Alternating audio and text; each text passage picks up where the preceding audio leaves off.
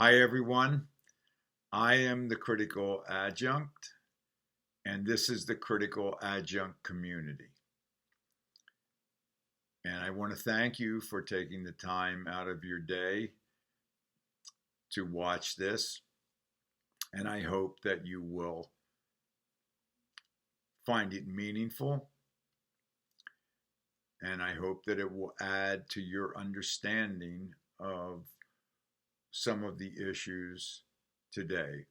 Because the purpose of the community is to present critical content about cultural issues that include social, educational, business, and even emotional issues of the day, including sports. So you may have seen an original video that I made before the community was started entitled "The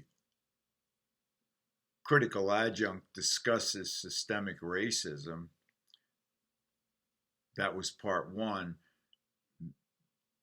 I will present two additional parts going forward, but instead of working on them today, I wanted to take a break and focus on this current nonsense of teachers demanding to teach and insisting on teaching critical race theory.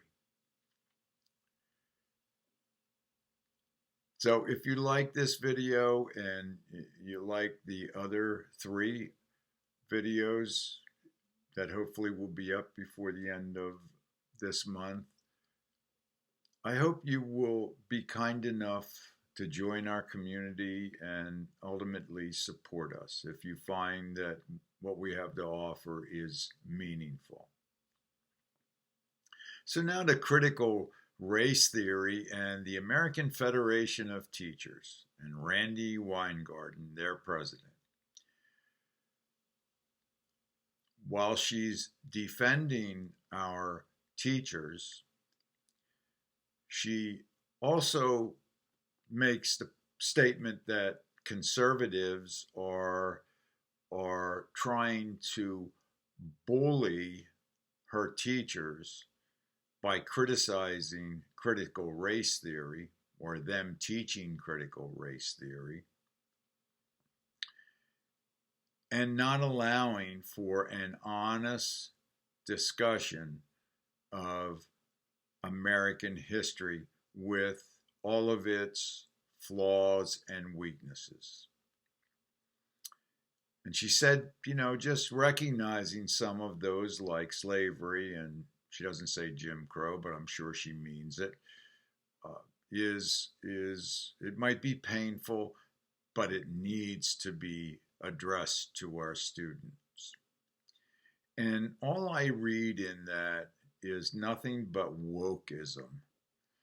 And I kind of laughed to hear Dave today talk about the ESPN reporter that got demoted for talking about race when he said something to the effect that those that practice wokeism will be ultimately the victims of wokeism. And I think he's absolutely right. And I think sooner or later, the American Federation of Teachers and other teachers' unions and their leadership will ultimately have the finger of wokeism pointed back at them from us. So when Weingarten talks about the honest history of America being taught to our children, I sit back and I question, what the hell does critical race theory have to do with the honest history of America? Yes, America was systemically racist, and they're guilty of that. but they also lost over 600,000 lives trying to end it.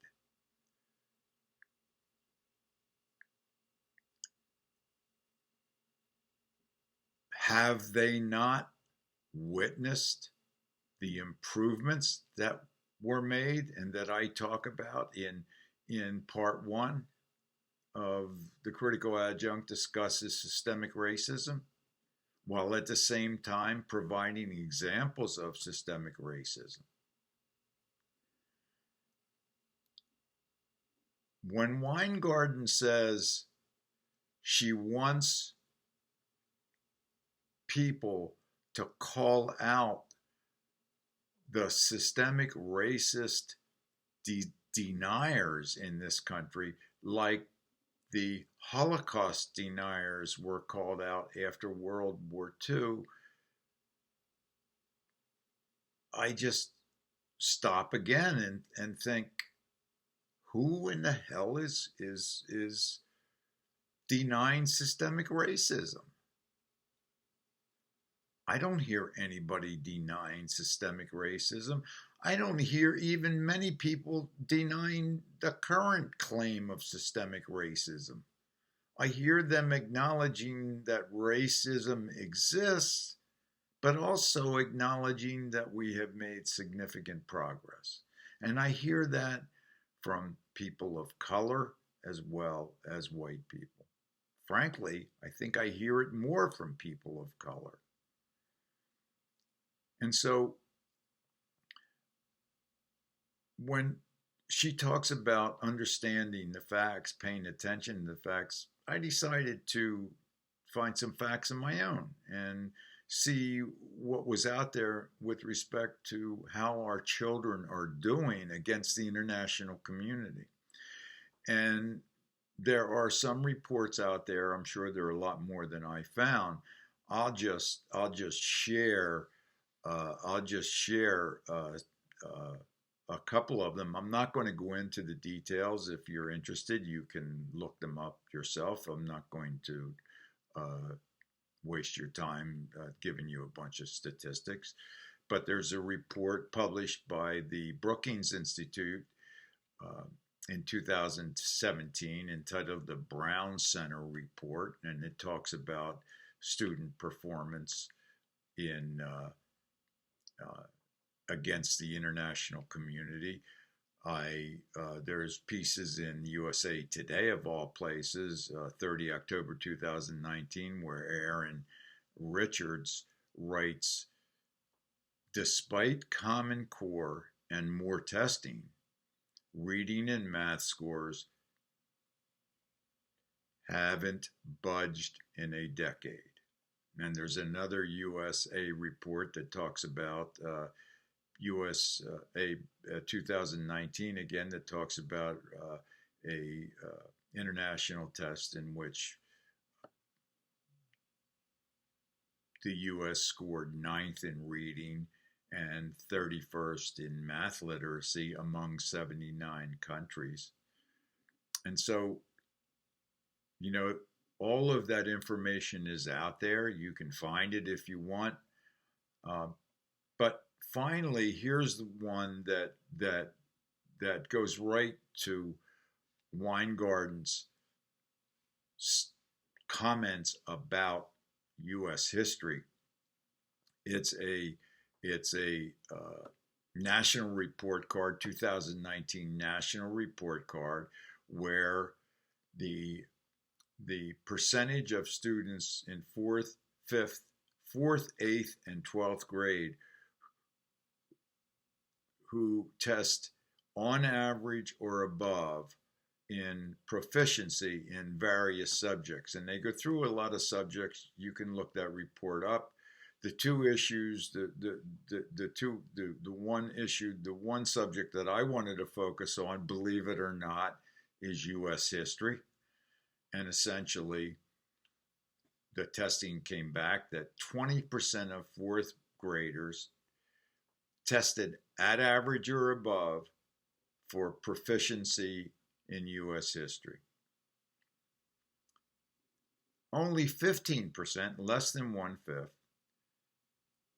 tested on average or above in 8th grade. And sadly, only 1/8 of high school students, 12%, tested on average or above for proficiency in U.S. history. And so to Miss Weingarten, I asked 2 questions. One, are we even teaching history? The data would suggest that we're not.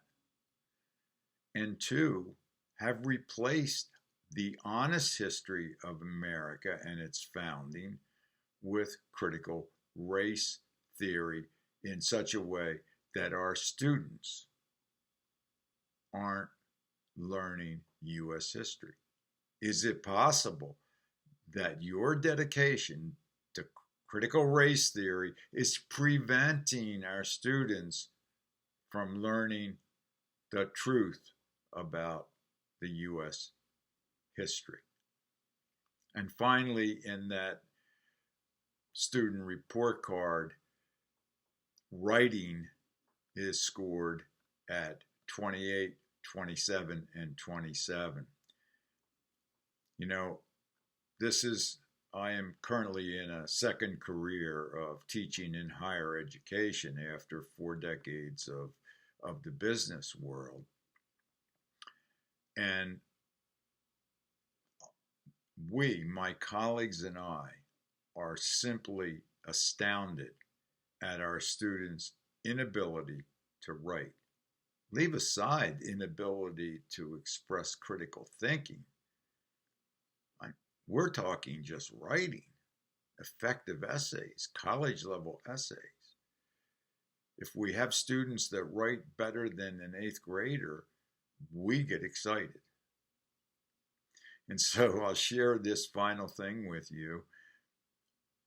I was talking to one of my colleagues and I was explaining to her how I was explaining to students when and when not to use a comma before a conjunction in a compound sentence.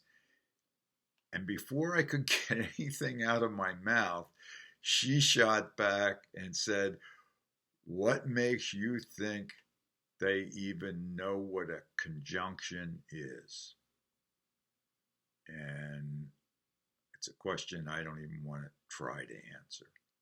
Or if I could, I don't want to know the answer. And so I think Miss Weingarten and her union have much to explain. And I don't blame the teachers. Quite frankly, I think most of our public school and parochial school teachers in elementary, secondary school do the best job they possibly can for a salary that's not really that great.